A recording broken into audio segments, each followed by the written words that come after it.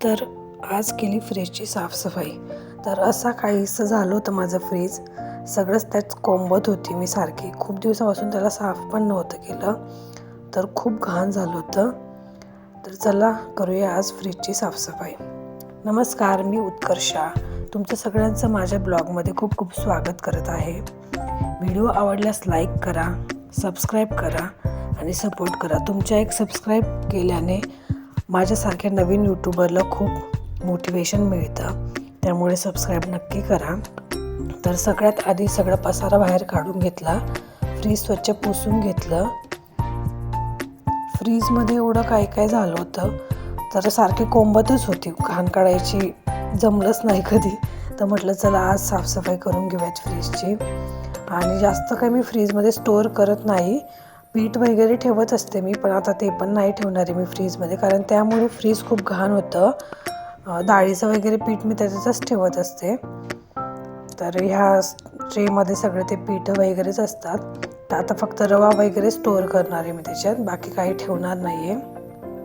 आणि आईकडून मी डाळी वगैरे असं आणलं असतं, ते पण खराब व्हायच्याऐवजी मग जास्तीच्या डाळी असतात, त्यामुळे मग मी त्या पण फ्रीजमध्येच ठेवत असते. मटकी, नंतर चवळी वगैरे गावरान आणते मी आईकडून. ते खूप जास्त प्रमाणात असल्यामुळे ते वर खराब होतात, किडे वगैरे लागतात, त्यामुळे मग मी फ्रीजमध्ये ठेवणं प्रेफर करते. तर असं सगळंच साफ करून घेतलं. खूप पीठ मसाले झाले होते. आणि मी मसाले पण जास्त काही ठेवत नाही फ्रीजमध्ये, वरच राहू देते. आणि आता म्हटलं सगळं रिकामच करून घ्यावं, काही जास्त स्टोअर करावं नाही. आणि भाजीपाला पण मी जास्त काही ठेवत नाही, म्हणजे ताजं आणते तसंच बनवते. हे जे बॉक्स दिसत आहेत हे मी मिशोवरून मागवले आहेत. तर पिशव्या ठेवण्यापेक्षा अशा बॉक्समध्ये ठेवले की थोडं बरं वाटतं, आणि इकडे तिकडे काही पडत नाही, एका जागी असतात. आणि हे जे ठेवायचे जे हे आहेत फ्रीजमध्ये ठेवायचे, ते पण मी मिशोवरूनच मागवले. त्याच्याने कसं खालचं सरफेस खराब होत नाही. ते कवर पण खूप छान आहेत आणि एकदम ॲफोर्डेबल रेंजमध्ये आहेत ते. त्यानंतर सगळंच क्लीन करून घेतलं स्वच्छ. रोही पण स्कूलवरून आली होती, तर तिचा पण दुसरीकडे पसारा चालला होता.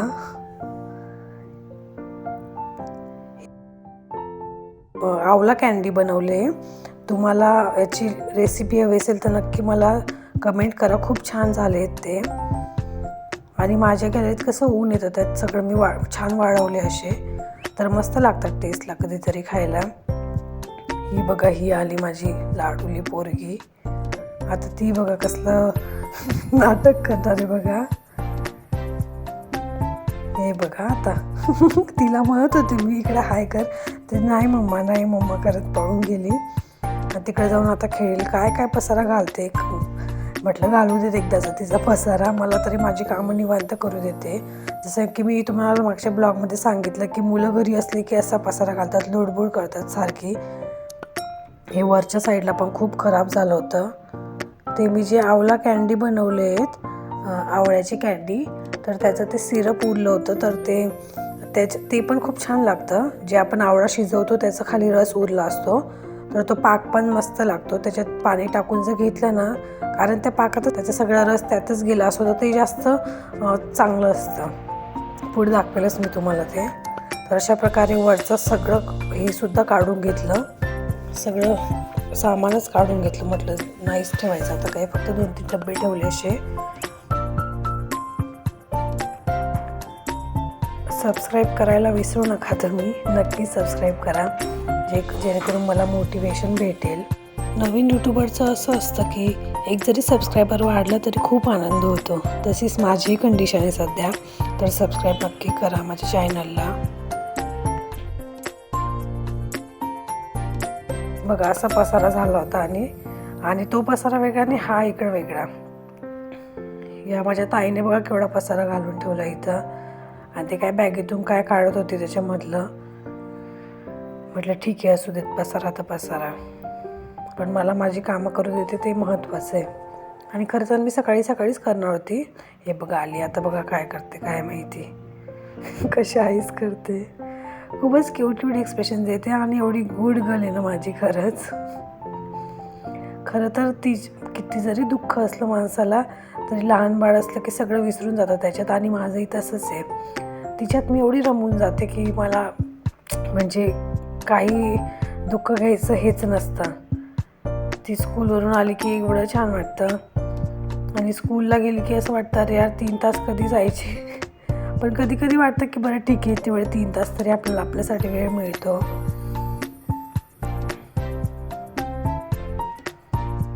लहान बाळ असलं की घराचं वातावरण पूर्णच बदलतं, खरंच खूप बदलतं. डबेच सापडत नव्हते कशात ठेवायचं असं पीठ वगैरे. आणि ही जी पापड दिसत आहेत ती गहू तांदूळची पापड आहेत. ती माझ्या आईकडून आणली आहेत. खानदेशी लोकांना माहिती असणारी गहू तांदळाची पापड कशी असतात, छान लागतात खूप. ते एका डब्यात भरून घेतले. हे ते सिरप आहे आवळ्याचं, ते मी पण एका याच्यात टाकून घेतलं. खूप भांडी झाली होती, एका भांड्यात काय असं झालं होतं सगळं.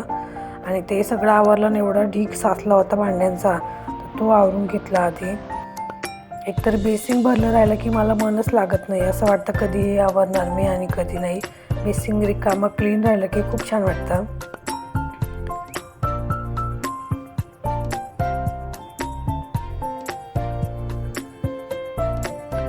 भांडी सगळी आवरून झाली आणि फ्रीज असा मोकळा छान दिसत होता. मला खूप छान वाटलं असं मोकळा फ्रीज बघून. वरच्या साईडला पण सगळंच मोकळं करून घेतलं होतं, काही जास्तीचं साठवलंच नाही फ्रीजमध्ये. आणि भाजीपाला पण नव्हता या आठवड्यात जास्तीचा. हे बघा, इथं तर अजून दुप्पटचा पसारा घालून ठेवला, सगळी रांगोळी करून ठेवली. सगळं काय पसारा घातला या पोरीने. हे असं असतं पोरं घरी असले की. आपण आपल्या कामात गेलो की ते असे काहीतरी उद्योग करणार. तिने सगळी रांगोळी काढून फेकून दिली, सगळी भरून टाकली खाली. सायकल पण खेळते, टी व्ही पण बघते. टी व्ही तर लक्ष, तिला ते तारक मेहता एवढं आवडतं, दिवसभर तेच बघत असते. चला तर मग आता तिकडचा पसारा वेगळा, हा पसारा वेगळा. फ्रीजच आवरलं पण असं वाटतं की पूर्ण किचनच क्लीन केलं आहे मी, पण फक्त फ्रीजची साफसफाई केली तर एवढं झालं. सगळं पसारा झाला. मग पटपट सगळं हा हॉल पण आवरून घेतला. हे बघा तिचे एक्सप्रेशन्स बघा तुम्ही, कशी एक्सप्रेशन्स देते ती. तिला असं काहीतरी नवीन वाटते. मम्मा तू काय करते, अशी व्हिडिओज का बनवते मम्मा? तर तिला म्हणजे आवडते असं खूप, ती खूप एन्जॉय करते या गोष्टी.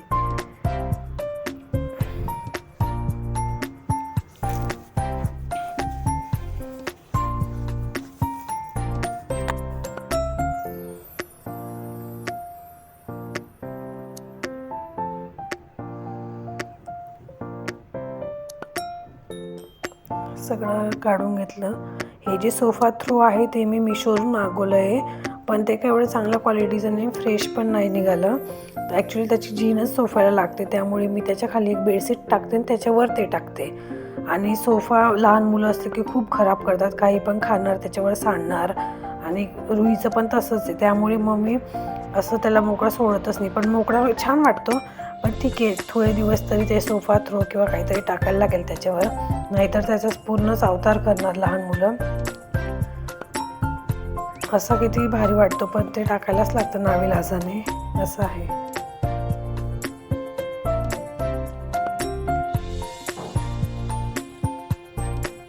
पटपट सगळं झाडू मारून घेतला. झाडू मारता पण तिची एवढी लुळबुळ चालते, मी जिकडे झाडू मारते तिकडेच ती उभी राहणार. हे बघा, जिकडे मी झाडू, आणि ते रांगोळी सांडली होती त्यावर ती सायकलचं चाक फिरत होती, तर तिला असं आवाज येत होता, तर तो आवाज तिला खूप आवडत होता. कचकच आवाज येत होता आणि तिला तेच जास्त आवडत होतं. म्हणजे लहान मुलं कुठल्याही गोष्टीत आनंद शोधतात खरं तर, आणि आपणही तेच शिकायला पाहिजे. कुठल्याही छोट्या गोष्टींमध्ये आनंद शोधायला पाहिजे, तरच आपण हॅप्पी लाईफ जगू शकतो. आणि मला तर वाटतं की माझा आनंद तर रुहीतच आहे, तिच्यासोबतच माझा वेळ छान जातो. आणि कधी वेळ जातो ते कळत पण नाही. आम्ही दिवसभर घरी दोघंच असतो, पण छान वेळ जातो. दुपारी स्कूलवरून आली का मस्त गप्पा वगैरे करणार, थोडासा स्टडी करणार, नंतर झोपणार. उठली की थोडी हट्टी चिडचिडी आहे ती, पण लहान मुलं असतातच हट्टी चिडचिडी थोडीशी. सगळं घर साफ केलं आणि मस्त निवांत पाणी पिलं. कधीच सकाळचंच पाणी पिलं नव्हतं असं झालं होतं मला. आणि मी सकाळी गरम पाणी पिते, तिला असं वाटतं की मी गरमच पाणी पिते. तर मग ते चेक करत होते, मम्मा काय पिते तू? पाणी पिते, गमर पाणी पिते. गमर बोलते ती गरमला. 3.5 वर्षाची माझी मुलगी फक्त, पण खूप अशी क्यूट आहे. मला तर असं वाटतं ना की तिला काय करावं आणि काय नाही. त्यानंतर पाणी वगैरे पिऊन घेतलं छान. आणि तिचं आता काय चाललंय, ती आता मला म्हणते की मम्मा मला खाली जायचं आहे, मला खाली घेऊन चल गार्डनला. आणि तिला कसं सांगितलं असतं खाली जायच्या आधी, बघ रुही, मम्माने सांगितलं चल घरी चल, तर लगेच घरी यायचं आपण. मम्मी ती मला जायच्या वेळी म्हणते, मम्मा तू म्हटला का मला की चल रुही आता घरी, तर मम्मी लगेच येणार वर. तर म्हणजे ती अशी लाडीगोडी लावत होती मला खाली घेऊन जायला. आणि असा तिचा हट्ट असतो काहीतरी. आणि तिचं असे खाली जर गेली तर 3 तास वर येणारच नाही. गार्डनमध्ये एवढी रमते ती. आणि पार दुपारचे 2-2:30 वाजले होते.